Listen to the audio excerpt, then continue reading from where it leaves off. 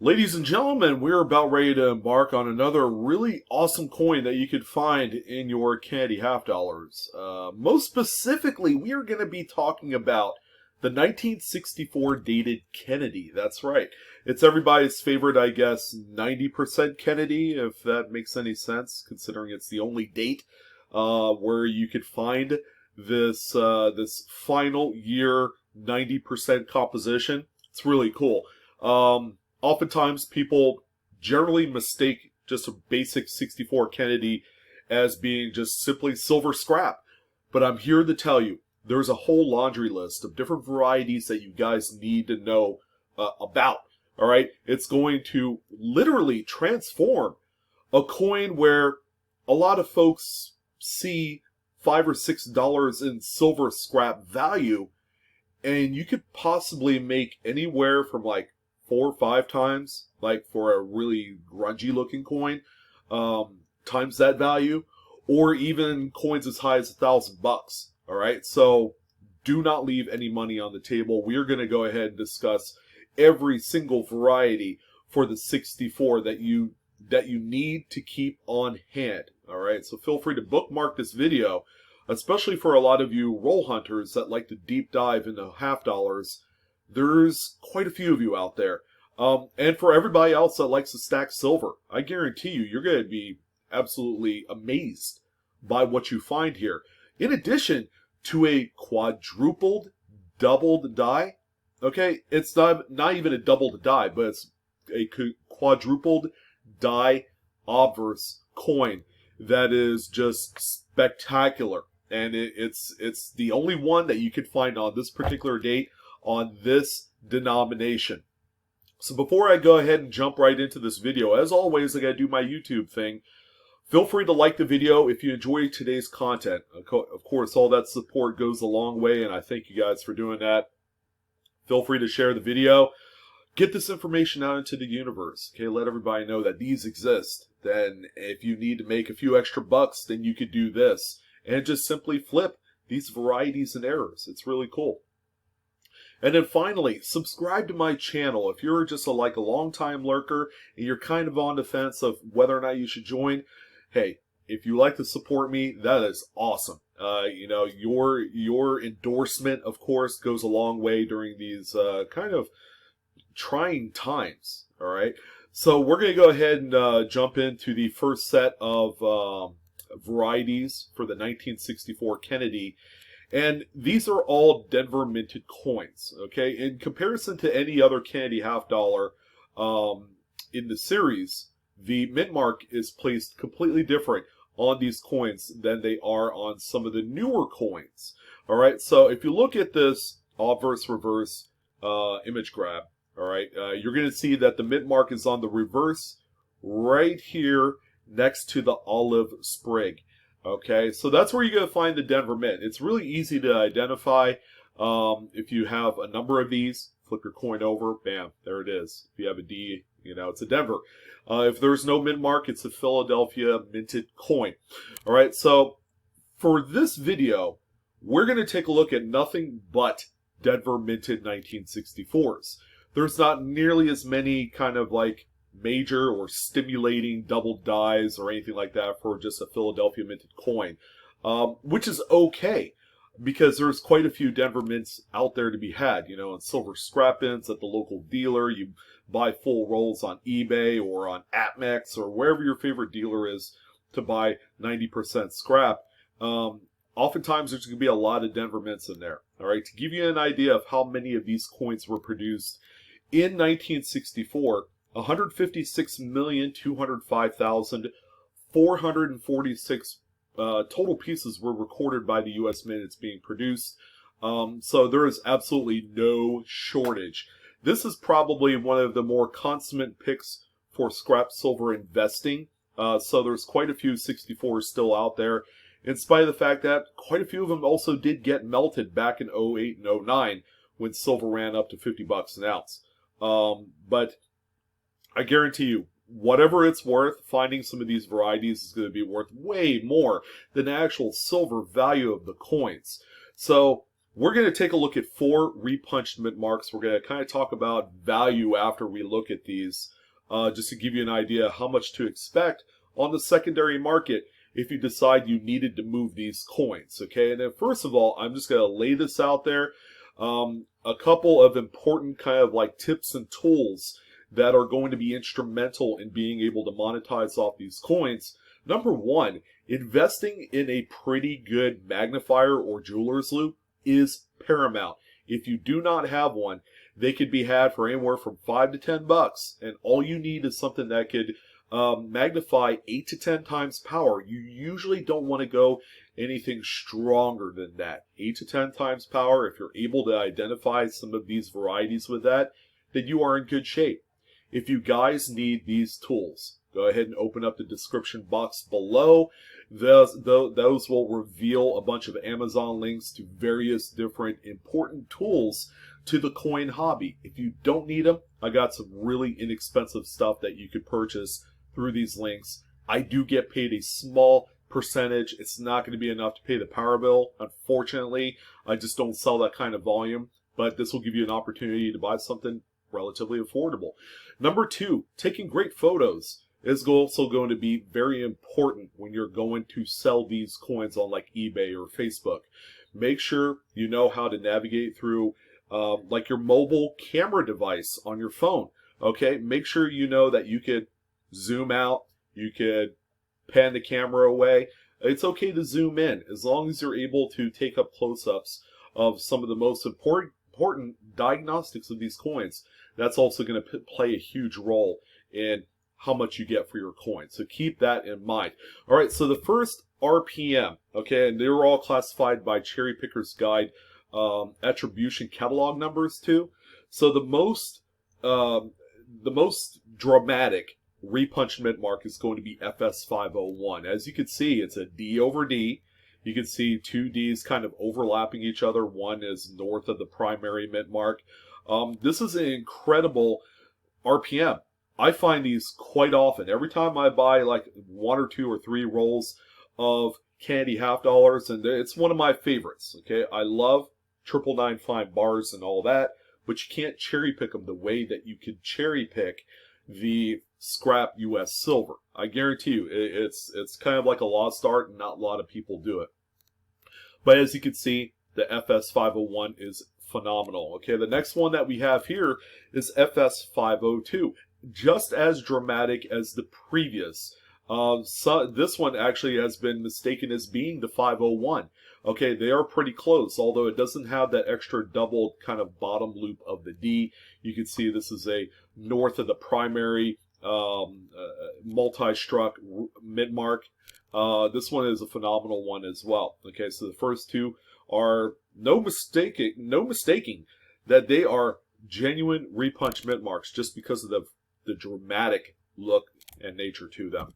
All right, so the next two, it's going to take a little bit of extra, I guess, kind of examination, but this is the FS503, and this one you're going to see an extra loop of the D up top here. It's not nearly as just smack in your face dramatic as the previous two, but this is 503. This is another good one.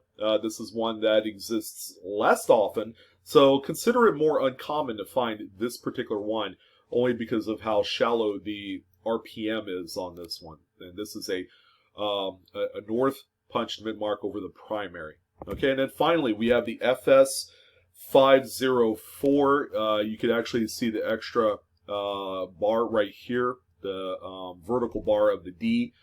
This one is a westward punched mint mark to the primary. This one also, you're going to have to look really close, especially with a coin with a little bit more dirt and grunge on it, or maybe even toning. This one's going to be hard to look at.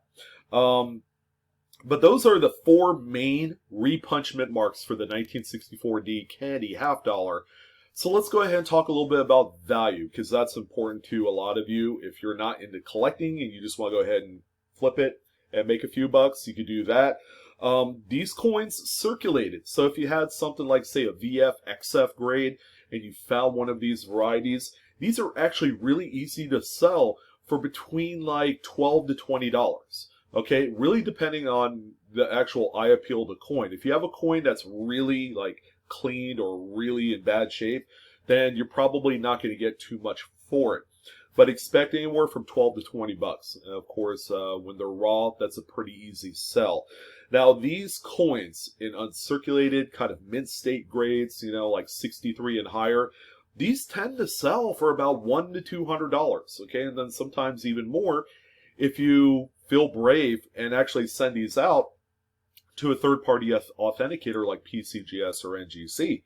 All right, so you could expect maybe $300-400 on an FS 501 or 502 because they are a much higher grade, like a mid-state 65, where ironically the high sale of an FS 501 is a mid-state 65 through Great Collections, and this one sold February 10th of 2013 for $613. Mid-State 65 is a relatively easy grade to obtain in these coins. It's where you get to like 66 and 67 where it becomes increasingly challenging.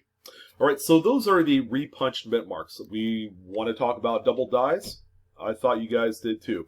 So we're going to go ahead and start off what I feel like is the more minor doubled die out of the three that I have for you. This is the FS 101. Okay, this is one that actually I found on video the other day on one of my Blue Ridge Bounty videos. This is an incredible coin, guys. And, at first glance, if you're looking at the coin without a magnifier, it looks like this, right, on screen. But upon closer examination, you really see a lot more to the story, okay? So a lot of the doubling when it comes to these Kennedys is going to be relegated to the words "we trust" in the motto. Although you are going to see some of the doubling in God, all right? But most of the strongest doubling, the more spread, is going to be on the words "we trust." In addition, you're going to see some doubling in the actual numbers of the dates. So the base of the 1, you can see a double notch right here.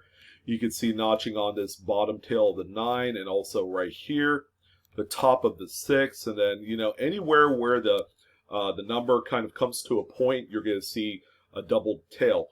And then over here on the 4, you're going to see notches on the base of the 4 and also this kind of like serif part of the 4 as well. But we trust, this is where it's at. You have the DDO, if and only if you have doubled tails on all of the serifs of the actual letters. This is an incredible doubled die. And this one, ladies and gentlemen, if you need to sell this one, this is a coin that sells regularly for between 20 and 30 bucks. So that's anywhere from like 4 to 6 times actual silver melt value. That's exciting. High graded specimens range from $275 to as high as $950 if you get it graded and it comes out like a mint state 66. That's going to be nearly $1,000 coin for you. So this is a really cool variety. You'd be surprised how many of these have gotten passed up over the years or just forgotten. A lot of these, again, if you have tons of 64 Kennedys, which I know a lot of people do, make sure you double check for the doubling. It's important. All right, so we went from the doubled Die Obverse FS 101, and I got a treat for you. We have a triple Die Obverse, and it's this coin that you see here. All right, so there's very little differentiating the triple Die Obverse to the quadruple Die Obverse that we're going to see last on this video. But this one right here is going to be one that'll knock your socks off. It will take your breath away. Who would have thought that a triple Die Obverse would exist on a coin that, to a lot of people, have gone out of favor as far as just popularity. Okay, people hoard these because of their silver, not because of their design. Although I do believe it's a really pretty design of coin, and it's very, very modern in a sense for what the U.S. coinage should look like today.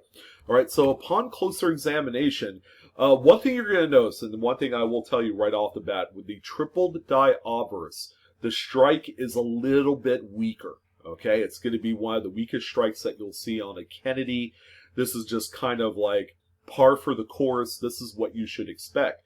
And this is probably one of those important diagnostics that's going to separate a triple die obverse to the quadruple, because they are so similar. If even with an 8 to 10 times power magnifier, sometimes it could be difficult to differentiate one to the other. All right, so you can see the weakness here in the last couple letters of trust. The 4 looks a little bit weakly struck, and then you come across here to the other side, the I and part of the N's a little bit weak as well. So is the 1.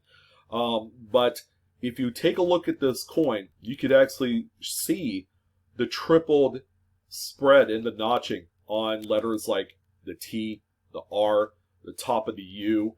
This is an incredible coin. When you first come across it, you're like, oh my gosh, what is going on here? This thing is nuts. But this coin right here, just fantastic. And look at the word God. It looks more doubled than it does tripled on this one. Because like I had mentioned previously, a lot of the best doubling happens in the words we trust. All right, and then you're going to see, of course, a little bit of notching here in some of the numbers. On the 9, the one thing that you'll look at to differentiate the triple to the quadruple is this one's going to have the appearance of a doubled tail of the inside curl of the 9. All right, so make sure you keep an eye out for that. But this coin right here, it's even got a little bit of doubling or tripling on the designer initials. As far as values, okay, this one follows the kind of same trajectory as the doubled Die Averse, okay? Circulated examples tend to sell for $20 to $30 raw on eBay. If you wanted to get these graded, believe it or not, these are kind of, I don't know, undervalued is going to be the word I'm going to use to describe this coin, because the range values, okay, don't flow very deep. $100 to $300 in mint state condition. Okay, so that's like mint state 63 and up. That's what you can expect. Of course, it's always better to grade these before you sell them. Okay, that's how you're going to maximize the amount of money. But then you need to make that determination. Is this a grade-worthy coin? Okay, so make sure you ask yourself that before you actually go ahead and send it. And then finally, the coin that we're all here to check out is going to be the 64 quadrupled Die Obverse. Holy smokes. This coin is fantastic. The first time that I found a QDO, it was probably about 7 years ago. Okay, and keep in mind, I've been in the business since the mid-90s. Crazy. And I've never found one of these, and I used to roll hunt like a madman for 2 decades, and I have come across a lot of 64s, and I have never found one of these up until about 7 years ago. And I tell you what, the moment that you find your first one, and if it's in like decent shape, like about uncirculated and up, then this is going to be like, to a lot of people, a trophy coin because of how incredible the doubling or the quadrupling is on this example. So upon closer examination, again, it looks very similar to a tripled Die Obverse. The spread, the notching on all of these is pretty similar. Only the thing is, the notching and the quadrupling sweeps a little bit to the right compared to the triple Die Obverse. In addition, remember how I pointed out that the triple Die Obverse had a double tail in the 9? You could actually count 3 notches on this inside curl of the 9 on a QDO. It's incredible. In addition, you're going to also see some notching here at the top curl of the 6. Now, what I like to tell people, if you're having a hard time differentiating between a double, triple, or quadruple, count the amount of tails that you see on this bottom bar of the R in trust. If you're able to count 2, 3, or 4, then you'll know exactly what you have. A lot of people have questions about that. But use this bottom tail of the R. Make sure you have a 10 times power magnifier, and you're going to be in good shape. You're going to know exactly what you have. This is an incredible variety that only exists on a candy $50 out of all coins. We don't see this on Lincoln pennies. We don't see this on nickels. We don't see this on dimes or quarters. Only on this particular denomination, this design. All right, so finally, what are we expecting as far as value? Okay, this thing is nuts. So the value should follow suit. It should be a nutty value. Well, I'm here to tell you, it's not all that different from the doubled Die Obverse that we saw a few frames ago. As far as selling this coin as a raw, circulated, maybe VFXF example, you can expect anywhere from 20 to 40 bucks, which is a respectable amount of money if you just wanted to move on from it. All right, it's effectively like 6 to 8 times silver melt value of the coin. All right, in terms of mint state condition, I've seen these sell for as low as $100, and I've seen some of these graded super high that exceed like $850, $900. Okay, and then the top end grade of this coin is mint state 66. There's no 66 plus. There's no 67s yet on the census. The highest value, the highest price coin of this type that has sold in the past was actually through Heritage Auctions back in 2017 in the amount of $881. Incredible. All right, so there's a lot of potential up and down this board of varieties for the 64D candy half dollar. I would encourage you guys to go ahead and pull out your coins out of your silver stack, get under a magnifier, and see if you have some of these varieties, because congratulations, you will have made money today. Ladies and gentlemen, this is a fun hobby, one in which that it just doesn't stop with finding a specific date. It's much more deeper and wider than that. There's a lot more treasure to be found within every single date of coin ever made by the U.S. Mint. So, simply fabulous video. Thank you for joining, as always. Like, share, and subscribe. Hit that bell for instant notification. Would love to hear your thoughts on the 64 Kennedy that I talked about today. Maybe you'd found one. You want to share some of the details of your find. I would love to hear it. I'm your host, Sean, with BlueRidgeSilverhound. I want to thank you guys again for joining in this nice, beautiful day, and I will see you on the next coin video. Coinaholics, we are discovering together. You guys take care, and I'll see you on the next coin video.